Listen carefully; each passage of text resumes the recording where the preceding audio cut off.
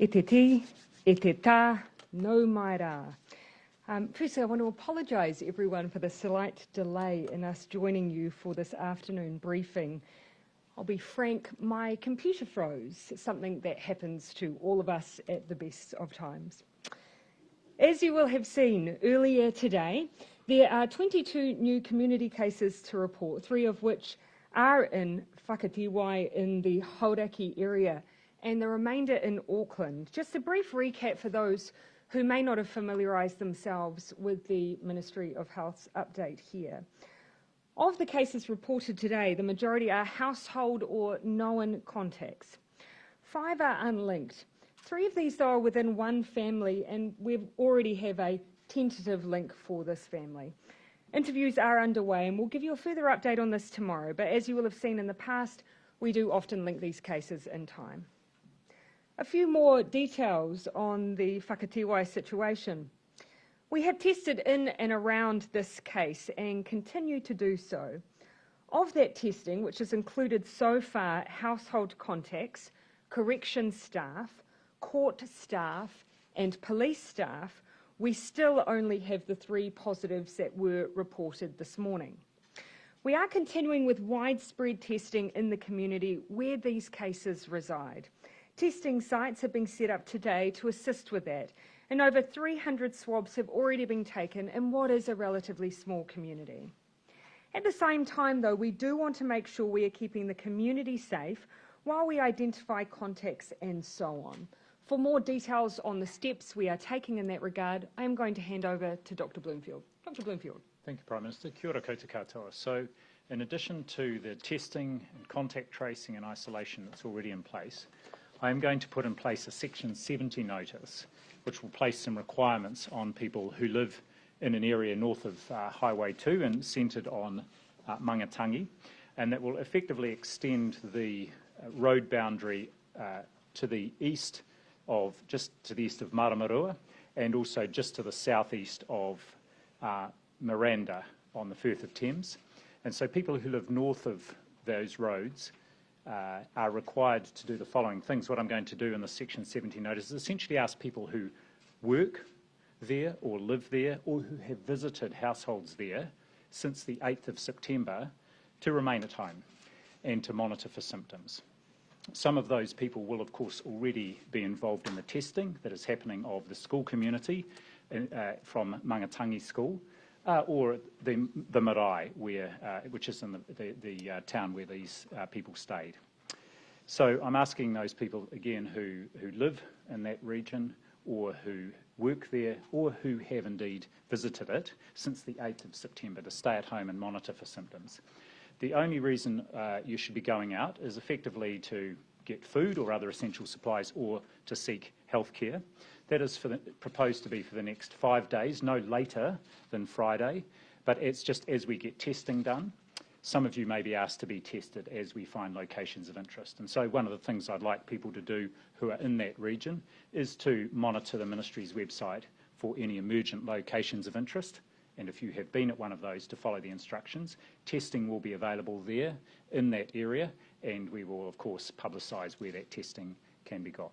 So we will put that Section 70 notice up a bit later today, which will include a map of the region that is involved. Thank you, Dr. Bloomfield. And my understanding is that the police will mirror that Section 70 in the way the placement of boundaries around those areas. So essentially the approach that we have taken here is a bespoke level 4 lockdown requirement for an extended area around where those cases reside and where that community congregates around, including the areas where the school predominantly services. The reason we've used both a boundary approach and a Section 70, that means that we're able to cover those who might not live in that boundary, but who come in to work in that area. So we cover both our bases by operating in this way. It gives us that extra layer of comfort for both the community and those service towns around that community that we are creating a level 4 environment for those most likely to be affected for a period of time that allows extensive contact tracing and allows extensive testing across that community. For now, though, I do want to thank everyone locally to date who has been involved moving quickly on this. Your help has been greatly appreciated. We have been thrown curveballs before in outbreaks, and this is one where a strong local approach will make all of the difference. So again, my huge thanks to everyone in the region who's been supporting the response, which includes our public health team in the Waikato and the Auckland area. Now, I'll come back to our status more generally. We're now 1 month and 4 days in from when we learned of the first case in this outbreak. We now know Delta has been present in the community for a week to 10 days prior to that first case, and multiple chains of transmission were already established. With Delta, we knew we couldn't take chances, and the immediate move to level 4, initially to understand the breadth of the outbreak, and then to get it under control, was the right move and has worked. Modelers tell us that had we waited just 1 more week to act, we would be sitting at around 5,000 cases by now.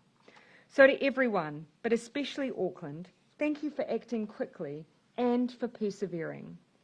We know that level 4 has been tough, but we also know it's made a difference. Since the outbreak began, we've identified 39,637 contacts, carried out almost 670,000 tests, administered 1.43 million first doses of the vaccine, and provided a further 660,000 people with their second dose. Almost all cases in the last 14 days have been household or known contacts of existing cases.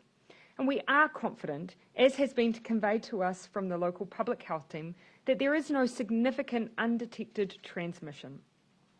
But Delta does have a long, hard tail to it. And the question we discussed as a cabinet today was, what is the best alert level we can use now to continue stamping out cases? In considering this decision, we looked at the details behind recent cases, and here are some observations. For the most part, we haven't had widespread issues with workplaces. Where we have had cases at work sites, these have generally been close contacts of existing clusters who have then gone on to infect work colleagues before they were a known contact. Workplaces, for the most part, had strict protocols in place and have moved quickly when cases were identified within their work site. This tells that this approach remains really important going forward. Another important observation is that of the cases where we've been able to establish a link, none have resulted from people accessing essential services. This tells us that infection prevention controls like masks, distancing, and limited travel have all been incredibly important and must continue to be used. And what everyone will have observed is the final point, that where we have had cases, they have been dominated by close contacts, mainly household contacts, and in some cases, secondary households with other family members. That is why the next stage of our plan must continue to be to keep bubbles tight. This is key. And all of these features are part of level 3. These observations taken together has helped inform the advice of the Director General and Cabinet's decision today. That advice explicitly stated that level 4 has done what we needed it to do. It has helped us contain the outbreak. And now as we continue our zero tolerance approach to cases, level 3 still provides the really important and strict rules that help us keep up that important work. Therefore, we have accepted the Director General of Health's advice and confirmed that Auckland will move to alert level 3 at 11:59 p.m. tomorrow night, Tuesday the 21st of September. The Director General was also clear that given the long, hard tail of Delta, we will need time here. And Cabinet has accepted his advice for Auckland to stay at level 3 for at least 2 weeks, with Cabinet first reviewing those settings on Monday the 4th of October. As for the rest of New Zealand, as I outlined on Thursday last week, for so long as Auckland is at the higher alert levels of 3 or 4, a greater level of preparedness is needed elsewhere. In other words, level 2. You will have heard me signal last week, though, a view that with Auckland's move, there is an ability to allow one more minor change for the rest of the country, around the number of people who can gather together at level 2, including in hospitality venues, from 50 to 100, and Cabinet has confirmed that decision today. In terms of what level 3 means for Auckland, I can sum it up with one word: caution. You will have heard me say that when analysing where transmission has occurred, there are some strong themes and reasons why certain rules remain in place. They stop transmission at level 4 and are still in place at level 3. First, your bubbles remain. You are not allowed to visit friends or neighbours at level 3. You shouldn't join them for food, talk closely across the fence, or even have children play together. I know this is strict and it is hard, but it is there for a reason. You are allowed to make very minor and small extensions to your bubble to bring in a person who may be isolated and vulnerable, such as an elderly relative. If you have care needs for children or the vulnerable, you may bring in another family member or carer to help. But please, these are very tightly controlled extensions here.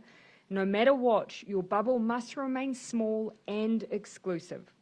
These are the same rules that we have had in the past. We have seen in this outbreak COVID being spread between households. Once in a household, everyone is at risk of getting Delta. So if you break your bubble, know that the consequence may be spreading COVID back into your house, to your family and your loved ones. Please take this rule seriously. It's not until we get to level 2 that you can essentially have contact with others. More businesses can open at level 3, but only in accordance with strict rules. And I do ask businesses that reopen to play their part in reopening safely. Put in place all of the necessary health and safety rules. Make sure you look out for your staff. If any of your workers show up with cold and flu symptoms, please send them to get a COVID test and support them to stay at home until they are well. And please encourage and make time for any staff member not yet vaccinated to get vaccinated. In fact, make time for them to do this week. The best way to keep moving down alert levels and for businesses to stay open is for sick people to stay at home and for everyone to be vaccinated. For everyone else, keep working from home if possible and keep children and young people at home with you where you can. Remember, schools are broadly speaking closed. They should only be going to school if parents must go to work and there's no other option available. You recall that this is the same setting we've always had for level 3. For the most part, schools and other learning centres are closed. In the rare instances where children are in a school environment at level 3, Cabinet today agreed to make face coverings mandatory in all level 3 high schools in all indoor settings such as classrooms and assemblies. This is an added precaution. Again, this is for level 3 high schools. Again, it will be very rare that anyone is in attendance at these schools, but where they are, we have a mask requirement for them.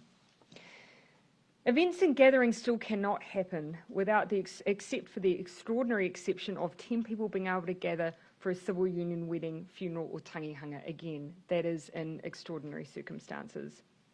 And a reminder, because Delta has changed the rulebook, we have had to change how we manage it. Here is an overview again of those changes. Contactless delivery and pickups can occur, but all staff and customers are legally required to wear a mask for outwardly facing businesses. So when you pick up something in a contactless way, everyone should be wearing a mask. In fact, everyone is strongly encouraged to wear a mask in any indoor setting with people outside your bubble. The latest science tells us Delta spreads very easily, often through the air, so masks make a real difference. I'd encourage all businesses to familiarise yourselves with all the level 3 requirements. Meanwhile, business owners and operators can now access their premises in order to prepare for contactless opening, including to meet the public health requirements. I now have a particular message for those listening who are over 65 and especially in Auckland. For you, level 3 poses a slightly higher degree of risk, and that is why I'm stepping up my level 3 advice for anyone over 65 in Auckland. If you have not yet been vaccinated, please stay at home until you have been. This will give you an extra layer of protection in this outbreak. We have been doing direct outreach to all our over 65s who haven't had their first dose yet in Auckland. That amounts to about 23,000 people. The vast majority of over 65s have been vaccinated, but for the smaller group, we really do want to encourage you to take that next step. Last week, a letter was sent to those over 65s who we had details for. Today, we're commencing an outbound call campaign. Healthline have started calls this afternoon to support our older New Zealanders to be vaccinated. These will average about 8,000 calls a day. If you get a call, please take the opportunity to ask any questions or raise any concerns. We have people on the end of the line who can answer them for you and help with the booking and support you to be vaccinated. If you have a booking that's a way off in the future, please bring it forward. There are plenty of spaces right now. We've only asked our oldest people specifically to stay at home once before. It was when we didn't have a tool to protect you. It was right at the beginning of lockdown. Now we do have a tool, and I'm asking that you please use it.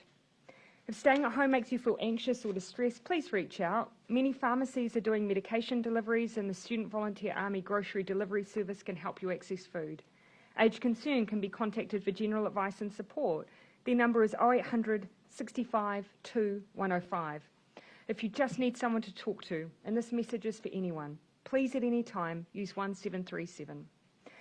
Finally, quick reminder on the boundary rules, and then we'll open up. These are tight for a reason. Most people are not permitted to travel. If you have permission to travel regularly, such as for work, you need to have evidence of having a test in the last 7 days. Again, this is for travel over the boundary. The rules are different for people permitted to travel for personal reasons. You must now carry evidence of a negative test result within 72 hours before you travel. There is an exemption process for emergencies through the Ministry of Health, and this is work we've been signalling for some time. My final word. We are not stepping out of level 4 because the job is done, but nor are we moving because we don't think we can achieve the goal of stamping out COVID-19. We are moving because level 3 still provides a cautious approach while we continue to stamp out COVID-19. It means staying in your bubble. It means contactless transactions and keeping your distance. It means we say thank you to Auckland for their tireless work, and we collectively keep going. Happy to take questions. Jessica. If you are comfortable with this number of cases and you say that we are still restricted enough under level 3, why not go to level 3 earlier? Well, essentially what the decision we made at that time was that doing that extra piece of work gave us that extra time to continue to assess whether indeed we had that containment we believed we do. The public health team has given us their view that yes, that continues to be the case, that we do not have widespread transmission or uncontrolled transmission in Auckland. That was why we made an in-principle decision last week and why we followed through on it today. With a number of new cases, 20, 24 and today 22, is level 4 really working? Oh, look, level 4 has done the job we needed it to do, which was right at the beginning when we had only that one case, getting a sense of the degree of the transmission we had, and then establishing as much as possible a ring around it and ensuring we did not have widespread undetected transmission. Level 4 has done that. Now we need to keep going. Level 3 is not a situation where we are broadly opening up. You stay in your bubbles, distance is kept, schools remain, broadly speaking, closed, and we keep doing the job of stamping out COVID. Elaborate on your closing comments. Do you genuinely think you can still eliminate COVID, eliminate Delta under level 3? I think it's important to remember that actually level 3 has been the place we have moved to first for every other outbreak that we have had to date other than the first one. The reason we went to 4 first was because we saw in other states in Australia how quickly Delta moves. So we moved quickly to establish how widespread it was, get that broad containment, and now we need to keep going. And I'd really highlight again, 3 is a continuation of stamp it out, not a cutting loose of those restrictions. Despite those heavy restrictions in level 3, people are still going to be concerned that the outbreak's going to potentially blow out under level 3. What assurances can you give, and can you also commit to not yo-yoing back up to level 4? Well, you will have seen from the observations of where we've had transmission to date that ultimately all of the protections that level 3 provide will continue to be important for us, and were important in level 4, and they're all still there. We don't want people intermingling with others. We want those protocols of infection prevention, masks, distancing, all to remain in place, and level 3 does that. And we still restrict people's contacts. Schools don't open. You can't go into eateries. It's all contactless deliveries. That remains critical, and we asked everyone to play their part because that will continue to help us with case management. Are you rolling out a yo-yo back up to level 4? Look, we're moving now because the advice we have is we do not have widespread transmission across Auckland. If everyone continues to play their part, we can continue stamping out.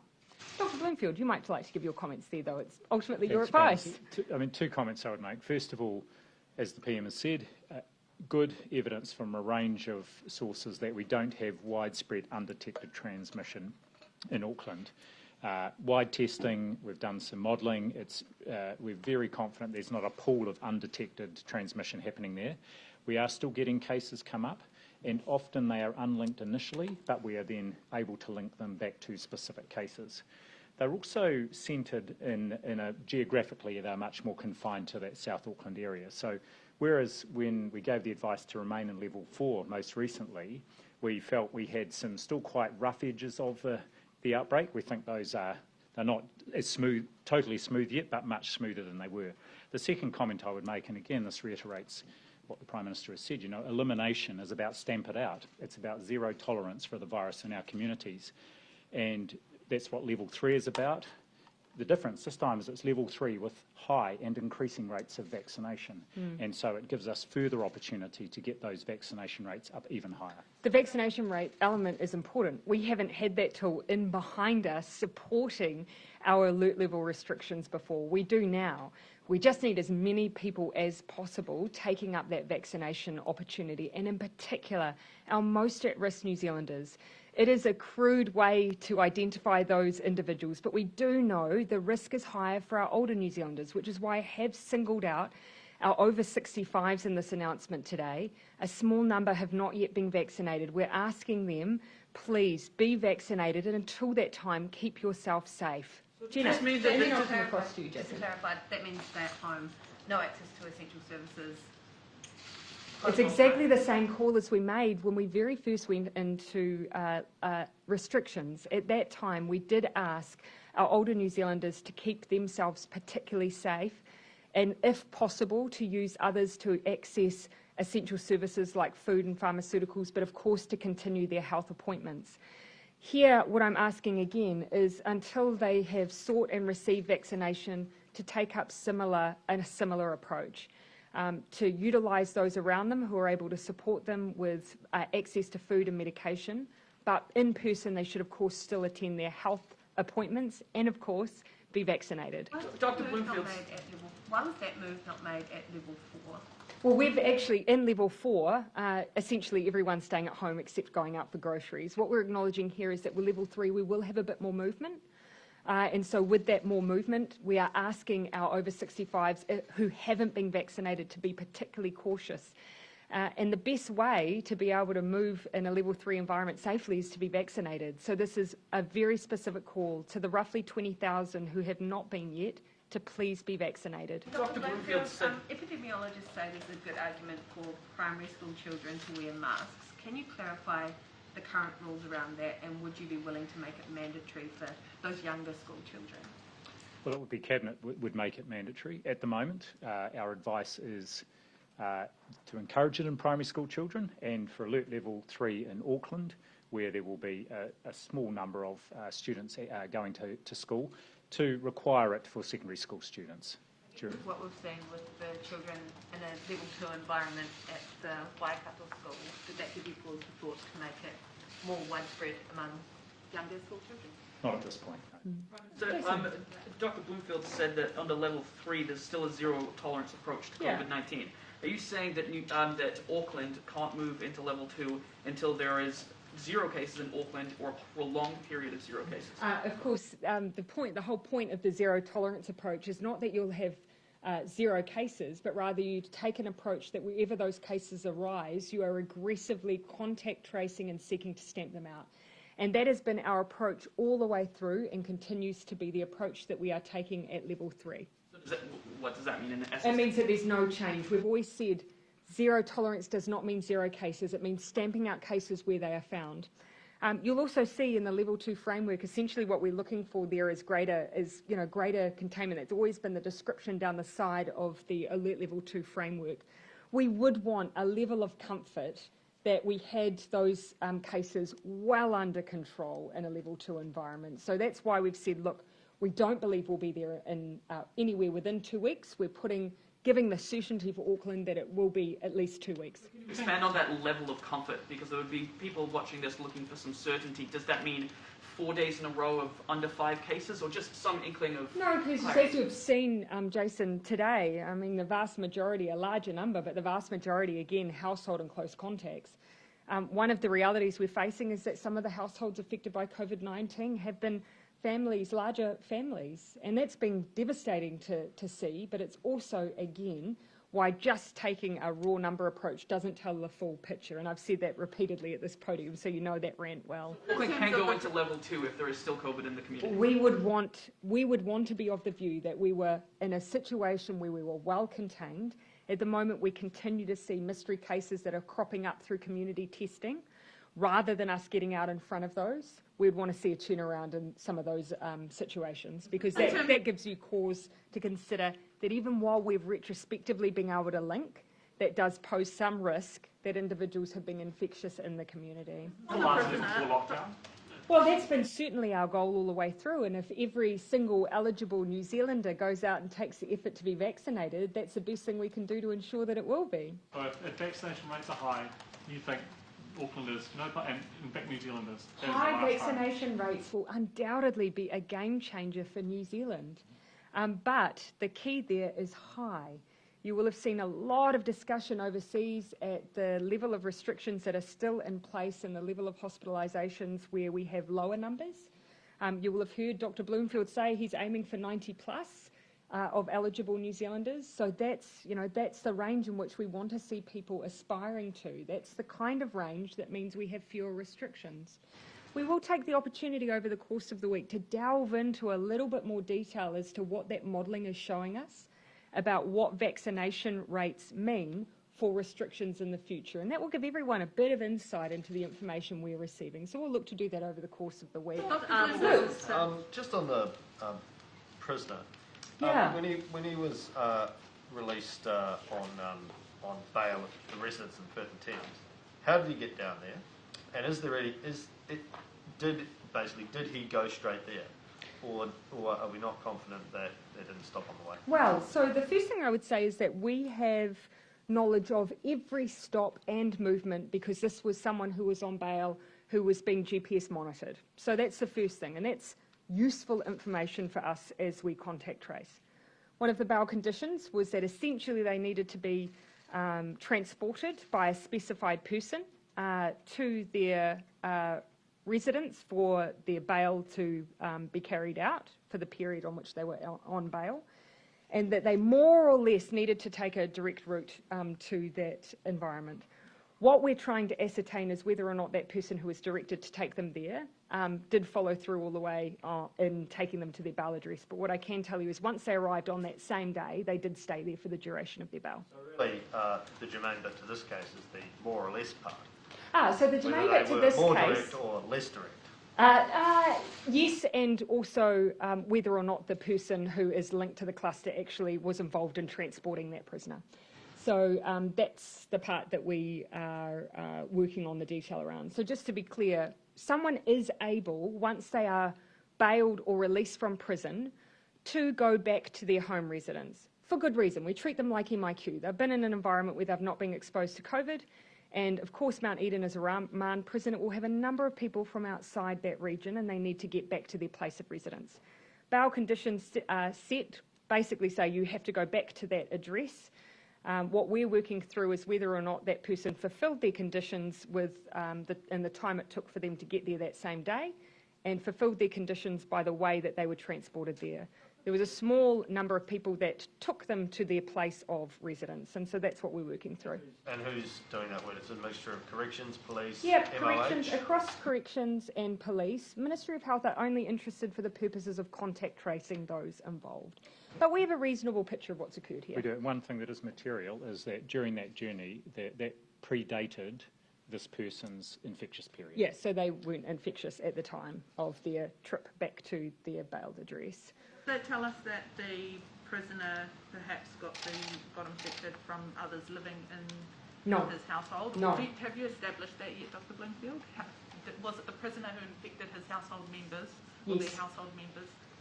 Yes, it seems we're still waiting for the whole genome sequencing on all the people involved, but it seems likely that the person who was on remand was infected by someone who had been in Auckland probably one of the people who transported him south, and then as a result of, as he was required to, remaining at home with the other members of the whānau, he's infected other members of that whānau. Potential epidemiological link to this person who discharged themselves from Middlemore Hospital? Not at this point, no. But we believe from genome sequencing and others that we have a reasonable understanding of what has happened. What we're trying to do is place this individual in the timeline. So it was within the bail conditions of this person to be supported to travel to their bail address. Someone needed to drop them off. So what we were working through is which of those individuals involved in that drop-off were involved, was the infected person, at what point did they join the journey, and whether that was outside their bail conditions. Did you not know that this person's household was in a level 2 environment when answering questions yesterday? Because there were 2 sites that we were given involved for this bailed person. One was inside the boundary and one was outside the boundary. The important point being, however, it would not have been against the rules for someone to be bailed to an address outside level 4. What's critical is to restrict the movement of coming and going for that individual. Test? Did they return a negative test before they were sent out into level 2? No, but they had been in prison for well over 14 days and there was no COVID in the remand prison. It's very clear that this person has become infected with COVID from someone that's been involved in their journey to their bailed address. And so the person who transported them, did they break the level 4 boundary? Well, if they were involved with transporting a prisoner, not necessarily. And this is the level of detail that we're working through at this point. Corrections, not just transport them? I'd need to ask that of corrections. I don't believe it's necessarily the case that every prisoner, once they're bailed and GPS tracked, is then individually dropped off by corrections. But it is part of their requirements. It's set out in their bail requirements how they are meant to behave as they transfer, and the rules were that they were meant to be directly dropped off. So we're working through some of that as well. Keep in mind the primary consideration for us here is contact tracing. We need to make sure who was in contact when, who is at risk of having COVID when. Secondary to that, we want to see whether or not rules were broken and if we can tighten up the procedures there, and we're doing that at the same time. It's taking so long to check the GPS. I'll just get a little bit of order back into the line of questioning. Bernard, then I'll come to Ben and Mark. Prime Minister, you say that it's contained, but why are we still getting these mystery cases that are linked after the fact? Surely, if the contact tracing is doing its job, they shouldn't be surprises. We've said that we haven't got large-scale undetected transmission. And so essentially what that means is we are still seeing cases emerge where someone may not have identified contact with someone, but which we are able to link them. So we know that basically we've already identified for a large part where the cases exist, and then are able to connect those individuals to those cases. How can you be confident that it's contained when there are contacts which you don't know about? We're confident there is not widespread undetected transmission. There is ongoing work to do to stamp it out, which is why we're at level 3. You might see another decision if we thought we were further ahead than that. And to Mr Bloomfield, what is the R level at the moment? Is it the 0.4% referred to by Sean Morgan? 0.4. It's still well under 1, and we can see that, again, just to point out that the vast majority of our cases each day are known household or other contacts. And for example, 10 of the cases that are in today's number were already in an MIQ facility. So that's they were tested because they were symptomatic or it was their day 12 test. I had Ben. Prime Minister, what's your modelling saying in terms of where you expect cases to go now over the next fortnight? That would be a question for Dr Bloomfield. Yeah, to continue to, my colleague in Auckland uses, rumble along a bit, but we're just expecting them to decline. One of the things we're going to do is to give an estimate, and I did it at one point last week, of the sort of expected number of cases that may still come through based on the size of the households where we're getting new cases and the conversion rate that we see. So the number of cases we would expect, and that will change each day, but we will give a range of the cases that we're expecting still to come through from our known contacts, particularly known household contacts. So I said I'd come to Mark. The level 3 lockdown is... Oh, sorry, I said Ben and then Mark, didn't I? Forgive me, Ben. That's all right. The level 3 lockdown is obviously still a lockdown, as you say. It is. It will take Auckland to 7 weeks of lockdown. Are you of a mind to offer more support from central government, whether it's handouts or mental health support, or what more can be done, because people up there are getting obviously so much? Thank you. A good reminder for me to again mention the Of course, a lot of the mental health support that's provided at this level is often remote, but a reminder of 1737 youth line for our rangatahi. And we do have particular support offered to our businesses and small businesses through Business Connect and often through our chambers as well. So please, anyone needing support, either practical financial support as a business or just support to get through, please do reach out to those services. You will have already seen that we made a move that is a big step change from our original lockdowns around the way we're using the resurgence payment. That in the past had tended to be a one-off payment. We've now put it on a regular cycle. Every 3 weeks, the resurgence payment, which can be used for fixed costs, like, for instance, lease arrangements or rentals, is able to be drawn down every 3 weeks. And, of course, the wage subsidy continues to be available for those who are affected by some part of the country being in those higher alert levels. And that allows some of those businesses who might be outside of Auckland but affected by Auckland, so it will mean events or tourism businesses are able to access that support if they can meet that criteria. We do, however, constantly keep under review the needs of those particularly affected by these restrictions, and that's something the Minister of Finance is constantly assessing where our supports are hitting, if they're reaching those we needed, and if there's anything else we need to do. And just, sorry, in the same vein, thank you. What would you say to businesses majorly impacted in the South Island by these level 2 restrictions when they haven't had a single COVID case there for so long now? So you'll know that the reason that we keep that cautious approach going is that you have seen, despite best efforts to put up a solid boundary and put testing at that boundary, we do sometimes have people who are using legitimate means to travel for what are essentially rule-breaking purposes. So that's why we've been cautious throughout the rest of the country. So long as we have cases in Auckland and are at level 3, we want to protect the rest of New Zealand. And we've seen a good reason for that in recent days.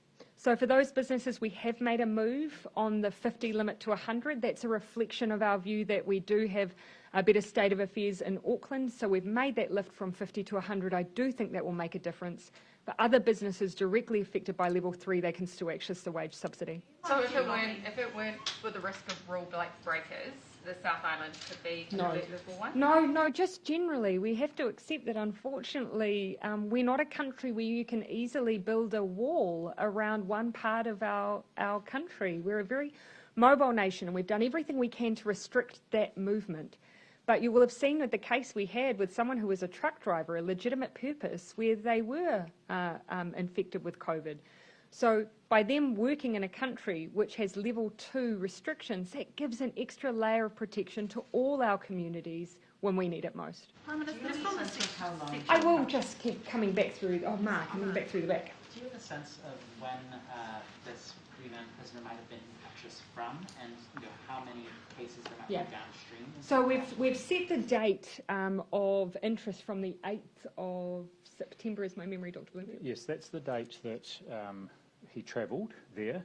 However, his symptom onset was the 11th, and so two days prior to that. But we've set it from the 8th because that's when the person, possibly one of the people who transported him, or the person who transported him, may have been infectious in the community. So that's adding a little bit of extra caution. Yeah. And do you have a sense of how many, or have any modelling about how many cases there might be downstream if you have a case introduced? If you have about 10 days of undetected transmission in this area. Well, so far we've got the testing today, which we've got a number of people who have been tested across corrections, courts, police, keeping in mind they've used PPE, so that makes a difference. Then the household, so far 3 back, majority tested, 1 yet to have a result. Yes, so I think there were 9 people in the household. 1's just been tested today. 3 others have returned positive tests, but the others have returned negative tests. Yeah, and so now sweeping through the community. In level 3 in Auckland, you start finding more undetected cases or undetected chains of transmission. How confident are you in your ability to control that transmission and to stamp it out? At what point would you need to move back up to level 4? A good entry for me to just highlight again that vaccination is one of our key messages and the other is testing. You'll remember the 7 suburbs that we identified that we want to see testing continue with. Those remain our sites of interest. We have added an additional suburb of interest, but it essentially, for many of those who are local, will know that it overlaps with a number of those existing suburbs. It's identified as Clover Park. It does overlap with most of the ones that we have on, many that are already on the list, but we want it to be explicit that Clover Park is another suburb we do want those testing rates up. So what we'll do over the course of this week and next is come down and just report on the number of tests we're having come through those communities, and initiatives we'll be undertaking to keep those numbers up.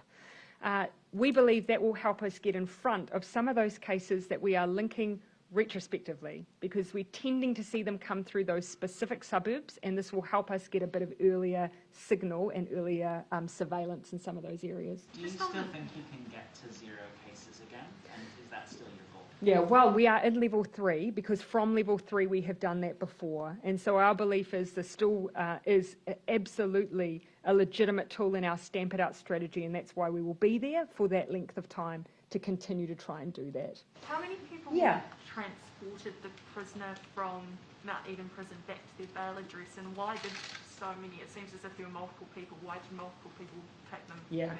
And so look, that is one of the questions that we're working through with corrections on. So there was a specified person who was meant to take them back to their bail address. So we're just working through whether or not bail conditions mean that that must be an exclusive arrangement or not. So that's one of the issues we're working through there. But to keep in mind again, someone is able to be transported, but those involved with transporting are then meant to be back in their level 4 environment. Section 70, how long exactly is it going to be in place? And I guess if cases pop up in the community there, will you look at a different response, whether that be so 5 days initially, and that's so that we can get that testing underway, get returned results, do that rigorous contact tracing, and then we'll revisit. Yeah, so it's initially for 5 days. It could be shorter. It's 5 days, or until a medical officer of health says that people can be released. That we think will give us a good amount of time, and we can adjust it as well. That's the good thing about a Section 70 notice. We can just adjust it as we go if there is new information that emerges. Very quickly on a different topic for a colleague, the counter-terror legislation is up for its second reading tomorrow. Critics have said that there is no need to rush it through, and that you should take your time to work through the bill. What's your response? Yeah, my response would be we have taken our time. This policy was first proposed to us by officials in 2018, and we asked for the work to be undertaken. It's then subsequently gone through a full cabinet process, been introduced into Parliament, referred to Select Committee, received submissions from the public and reported back to Select Committee. What I'm happy to indicate here is that there will not be any surprises in what is reported back to Parliament. We had consensus recommendations from the Select Committee over changes that should be made as a result of submissions which have been heard by the Cabinet, and we've not made moves beyond the scope of the original bill that went to the public and that originally went to the Select Committee. Prime Minister. Can I just ask your response to comments made by the Māori Pandemic Group earlier today that they were worried about anything less than level 4 for Auckland and the Waikato, saying that they were worried that the North Island is on the brink of a big outbreak otherwise? Well, the first thing I would say is you've seen that we've actually created an arrangement that essentially for this newly affected community does put them into a level 4 environment. But we've added Section 70 so that we can actually cover off those who might work in the area but live outside, or may have had contact with anyone in that area. So we've tried to go a bit broader than would otherwise be a simple boundary change. So we've taken a very specific approach there, and I think really met the needs of what those have been calling for that specific area. More broadly, I would again just highlight that every other outbreak we've had to date, bar our first one, has been firstly managed and stamped out at level 3. Level 3, no one should be under any illusion that it is an unrestricted environment. It is very tightly controlled, and everyone in Tamaki Makaurau has a role to play in continuing to ensure those most important parts of level 3 are upheld, and that includes just not mixing and mingling with others. Prime Minister, there was who haven't I had? Joe, in front. Just in terms of this bespoke arrangement, yeah. is this what the country can kind of look to from here as around localised boundaries, putting orders in place and making it more manageable from not even a regional but a much smaller perspective to manage this? Yeah, I mean, that's something that some countries have used in post-vaccine environments, for instance. We have, perhaps an outbreak and lower vaccination rates, and it's actually the way I describe our public health units dealing with issues like measles. What we probably may not have registered is that in the past, before COVID arrived on our shores, our public health officials, if they saw a flu outbreak in our aged care residential facility, have the ability to close it down and manage it. Likewise, for other areas of work, if they see outbreaks of other infectious diseases, they have the ability to take those local approaches. And so those are the kinds of things you want to have available to you in managing outbreaks in vaccinated environments too. If on that, Dr. Bloomfield, do you see this, like you said, then as a bit of a test to see what compliance is like with such a bespoke, smaller arrangement like that? Well, certainly we've used our Section 70 notices in a range of ways actually right through the pandemic here, including, for example, to require people flying back from Australia to do certain things. And this, I guess, is just extending that to requiring people in a geographical area or who have accessed that geographical area. So it gives us another tool in the toolbox, and actually at the moment it's being used sort of in a complementary way to the alert level boundary that's there. But it does show that we do have not just the ability to use an order under the Act, but also a Section 70 notice. On the basis of my computer malfunction, I will continue to take questions. I'm going to come over to Claire, and then I'm going to work through the back again for our TVs. I might finish with Jason. Can you give us some indication of what would happen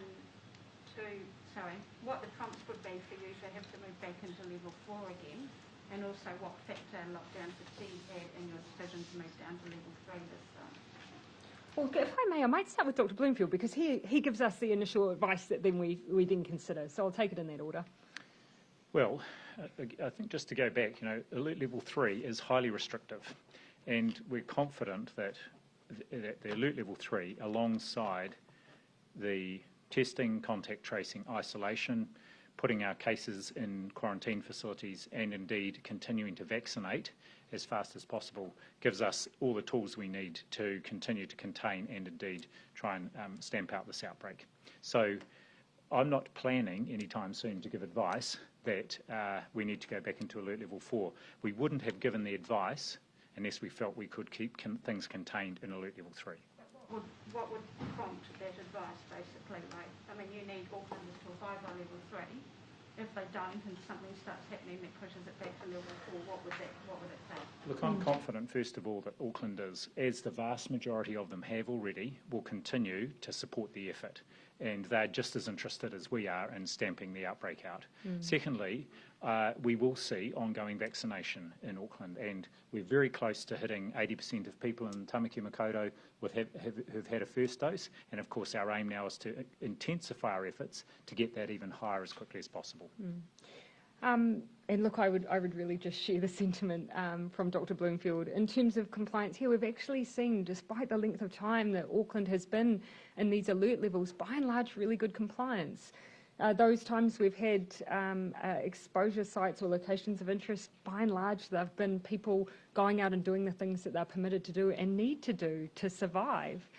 What I would continue to just enforce, though, no contact is trivial. So you might think that a conversation with a neighbour is not serious, or your children playing together in the street is not something to worry about. A significant proportion of our cases have been young people. And so actually we do need to worry about them as vectors of transmission, and we do need to make sure that we look after them by keeping our bubbles tight and not mingling with any other households, and that includes family members in other households. I'll come across the back there. I had Jenna, Benedict, and then I was going to finish with Jason. So just a question for Dr. Bloomfield on what the I don't recall saying your name, Bernard, but I'm going to let you off. I don't want to reward bad behaviour, though, so I'm then going to stick with my loop round. Sure, my hand gave an incorrect indication. I'll sweep to you, Bernard. Thank you. Dr. Bloomfield, what's the trajectory of the vaccination rates which would get us over 90% in Auckland? What does your modelling say? Early October, I believe. Our modelling says in the first half of October. However, I'd be keen to do it as soon as possible. So we have the capacity there, all the systems are in place, and now is a good time, then this next 2 weeks during Alert Level 3, for anyone not vaccinated to get out there. And we will continue to provide an increasing number of opportunities for people to get vaccinated. When you say over 90% is the sort of range you need to be freer of restrictions, is that 90% double dose or just single dose? Well, ultimately it's fully vaccinated, but even a single vaccine is quite protective.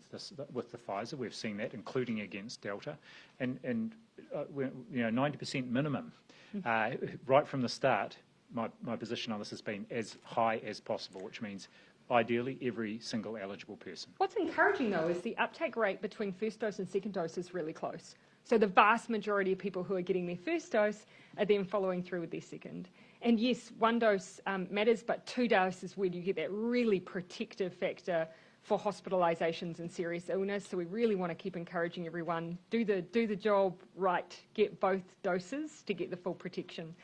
And encouragingly, we're modelling basically off full vaccination rates because for the most part people have been. It's a very small percentage who haven't. Do you then have the capacity to, instead of do the 6 weeks in Auckland, bring it back forward to the 3 weeks? So, consider doing that? So you'll see that when you go to the booking website, you have the option of the 6 or the 21 days. It still sits there. And for those who have vulnerabilities, so for those who might have comorbidities or illnesses that might make them particularly vulnerable, particularly the over 65s, they should consider a shortened time frame. Dr. Bloomfield? Yes, that's true. And still, though, our standard interval we're recommending, and what the booking system is set up to do, is the 6 weeks. Yeah. And there's no reason for us to change that at this point. But it's available to individuals on the site. They can take that decision. Yeah. Last time Auckland was at Alert Level 3, there was a lot more traffic crossing that southern boundary into Level 2.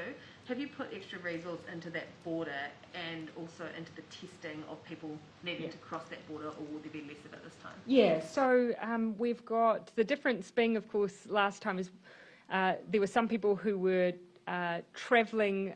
Remember, that was the first. We went 3-2. We didn't have a 4, so we've actually already had the ability to set up what we need at that boundary. So it's not the big jump that we had last time. The second thing I'd say is that the reasons for travel essentially remain in place from the 4 environment for the 3 environment. So we are not expecting a big change in the way that boundary looks and feels. There is still no regional travel. You still have to have permission from MB to travel for essential work. You still have to be tested on a 7-day rotation. And if you're travelling for an exempted personal reason, you must have a test 72 hours within 72 hours of travel, unless you have an emergency exemption from the Ministry of Health. The prisoner, is the working theory that he caught it in the car ride, or did the person transporting him then stay in the household in a Level 2 environment from Level 4 to Level 2? Yeah. So he was transported by 3 people. We believe the person who infected him was in that car. We're establishing the length of time that person then resided with that individual. Yeah. What did you make of that phenomenal demand for the MIQ places this morning, and did it give you any sort of reason to think about perhaps putting on more supply in terms of MIQ? What I can report is that there is more supply. That was an additional, a first release of vouchers. So we had 5,364 people from 117 countries who secured MIQ vouchers today. And we will be doing another release of a few thousand vouchers again early next week.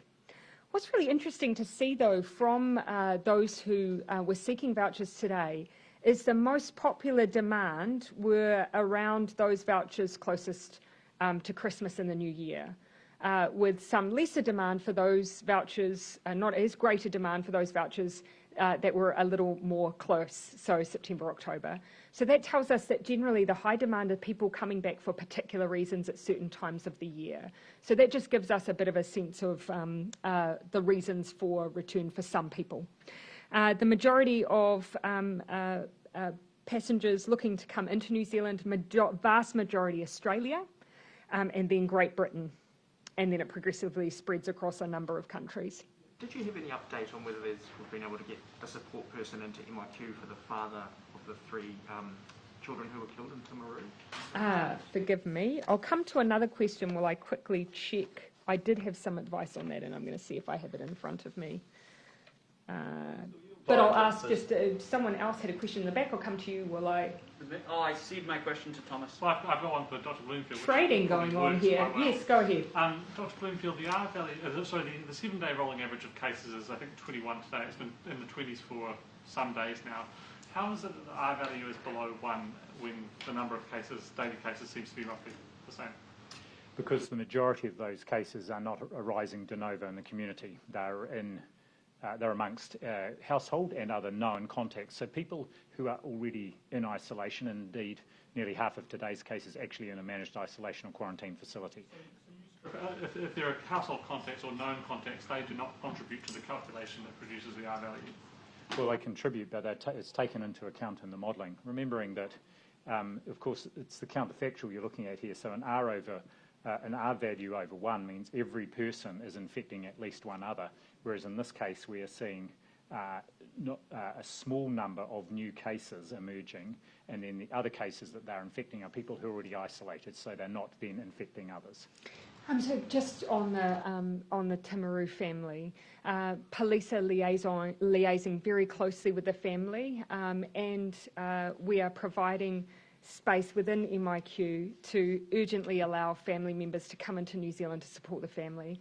While I don't have details on whether or not that means people will then come into MIQ to be joined to have that family support, we are able to be flexible when it comes to MIQ and the way we arrange it to provide for urgent needs for people. But I'll leave that up to the privacy of the family to work through what's going to be best for them. Can I just ask you also, Yep. a group of Afghan translators have travelled down from Hamilton today. Mm-hmm. They're outside the front of Parliament. They're desperate to talk to the minister, someone about what's happening to their families back in Afghanistan.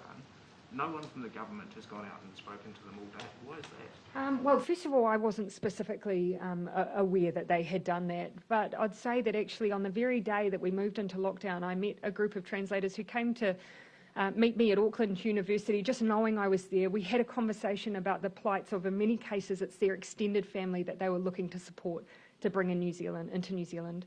And of course, you'll know that what we were working urgently to do was to support those in Afghanistan who had existing citizenship or visas, in many cases to join family members, to be able to arrive in New Zealand. We know there was more demand than we were able to meet in the time that we had available, and that's why we're working through next steps. I did say that I was going to finish. Who did I not reach on the back? We had Thomas and James. So I'm going to finish in the front with, I'm going to finish with Joe, my last question. My understanding is that the rooms that were left to sort of last this morning were the ones for the week starting tomorrow. How unrealistic is that in terms of the time that you're talking about people lining up flights, getting through the passport tests, all that sort of stuff? So whilst they were last, I do believe they were still taken up, and people do have a period of time then to be able to then go and subsequently go and book their tickets. But we always take into account on release people's ability to then meet that room availability. I would mention that 1,352 people seeking to come in are from Australia, so it would be possible for them potentially to meet some of those requirements before entering in for those earlier dates. Okay, I did call time, and one final reminder, those who were not able to access vouchers, we do have ongoing release of vouchers throughout the year. It wasn't the case that it was one release and done. Okay, thank you everyone.